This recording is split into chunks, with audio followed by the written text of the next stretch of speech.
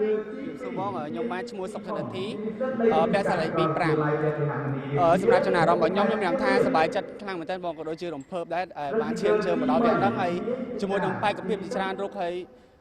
ខ្ញុំបានត្រៀមដូចជា Q&A ការដើរក៏ដូចជាការរៀបចំខ្លួនទៅកាន់វគ្គនីមួយៗដែលកម្មវិធីគាត់បានដាក់ជូនមកតើតោងមួយការយកឃើញរបស់ខ្ញុំគិតថាវាល្អមែនតើដោយសារទី1អានេះគឺជាលើកទី1របស់ខ្ញុំបានស្លៀកសម្លៀកបំពាក់ហ្នឹងហើយយើងក៏សូអំពីវប្បធម៌អរិយធម៌របស់ខ្មែរយើងទៅកាន់ឆាកអន្តរជាតិក៏ដូចឆាកជាតិក៏ដូចជាក្មេងៗជំនាន់ក្រោយក៏អត់ទាន់បានស្គាល់ឈុតហ្នឹងអញ្ចឹងទៅគាត់អាចមើលកម្មវិធី Pressy ហើយគឺគាត់យល់ដឹងបានច្រើនឈុតនេះជាឈុតលង្វែកបងឈុតការកូនកន្លោះសម័យលង្វែកបាទ